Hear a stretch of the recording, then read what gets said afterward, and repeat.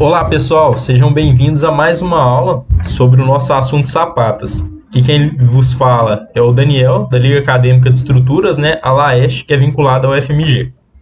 Bom, vamos lá.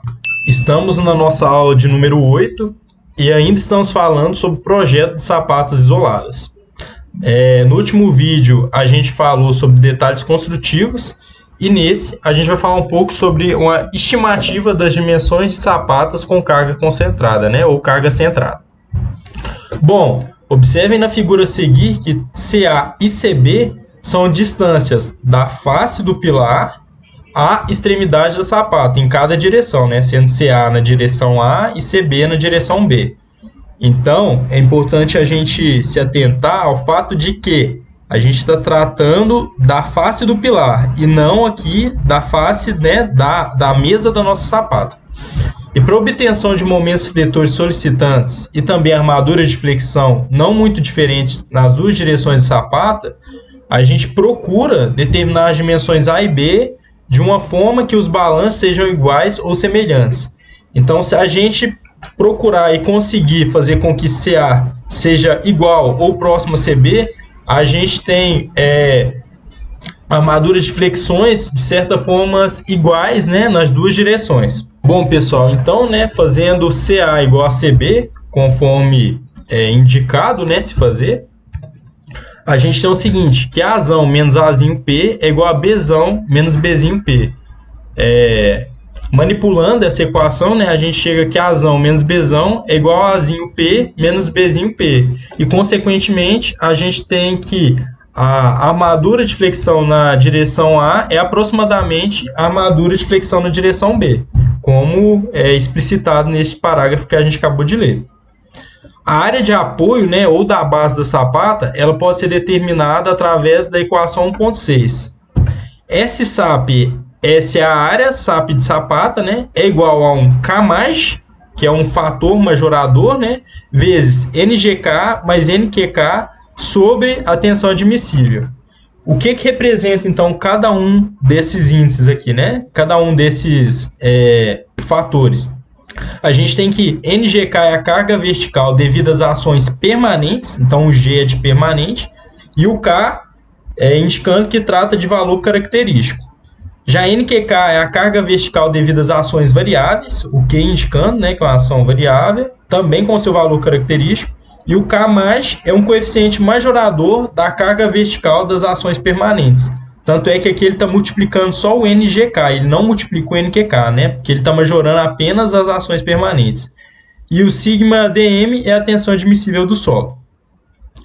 Esse coeficiente K+, ele tem a finalidade de estimar o peso próprio da sapata e também do solo sobre a sapata, Aqueles 30 centímetros mínimos, que a gente havia comentado no vídeo anterior. E a NBR 6122, em seu item 5.6, ela recomenda considerar o peso próprio da sapata como, no mínimo, 5% da carga vertical permanente. Já Campos, que é um dos grandes autores da área, ele recomenda para o Camage 1,05 para sapatos flexíveis e de 1,05 a 1,10 para sapatas rígidas.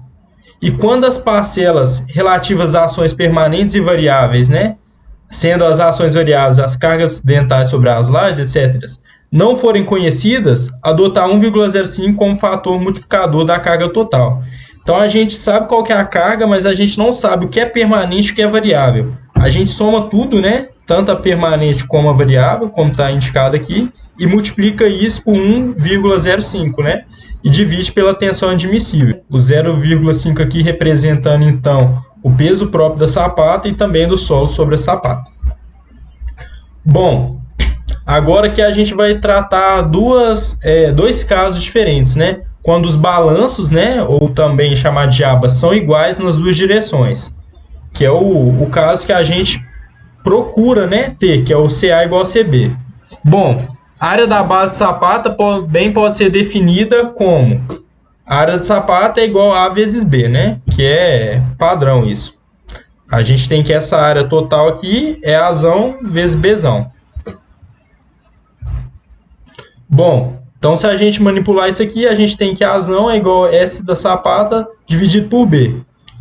Se os balanços são iguais e a gente considera as equações 1.5 e 1.8, que são essa equação e essa equação, fica Azão menos Bzão é Azinho P menos Bzinho P, conforme a equação 1.5, né? Aí a gente utiliza 1.8, a gente chega aqui, S sabe dividido por B menos B é Azinho P menos Bzinho P. Aí se a gente multiplicar por B e resolver a equação de segundo grau, a gente chega nessa equação aqui. E o valor de SSAP, né, que a gente precisa entrar com ele aqui na equação 1.9, ele é definido ou pela equação 1.6 ou 1.7. Lembrando que 1.6 é essa daqui e 1.7 é essa daqui, conforme o campo se recomenda. Bom, os lados A e B, né, após a gente fazer as contas aqui para determinar a B, né, e a partir da área da sapata a gente também consegue determinar A, né, mas a gente não pega o valor que sai ali exato para a gente, que às vezes vem um valor quebrado, né. Então, é recomendado que os lados A e B, eles devem ser, de forma preferencial, né, múltiplos de 5 centímetros, como é comum nas estruturas de concreto. Simplesmente por uma questão prática. E no caso da sapata sob pilar de edifício, tem uma recomendação de que a dimensão mínima em planta seja de 80 centímetros. Então, o B, né, que é a dimensão mínima da sapata, tem que ser no mínimo igual a 80. Apesar de que a NBR 6122, em seu item 7.7.1, indica que a menor dimensão não deve ser inferior a 60. Então, na prática, a gente acaba utilizando 80, ainda que a norma nos referencie o valor de 60. E o nosso segundo caso, né, é quando os balanços eles não são iguais nas duas direções, ou seja, o Czinho B é diferente do CA, como indicado aqui nessa figura. Então, neste caso, recomenda-se a seguinte relação entre os lados: A sobre B menor que 3. E lembrando que A é sempre a maior dimensão. Então, o valor mínimo disso aqui é 1, certo? Porque é quando A é igual a B, e o valor máximo é 3. Então, A sobre B tem que ficar entre 1 e 3. Considerando R como a relação entre os lados, tem-se que A sobre B, que é a relação entre os lados, é igual a R, logo A é igual a B vezes R. A área da sapata é igual a vezes B, então a área da sapata é igual a B vezes R, né, que é o A, vezes B. Por fim, B é igual a raiz quadrada da área da sapata sobre a relação entre os lados. E deve-se definir um valor para R entre 1 e 3, conforme eu comentei aqui em cima, né?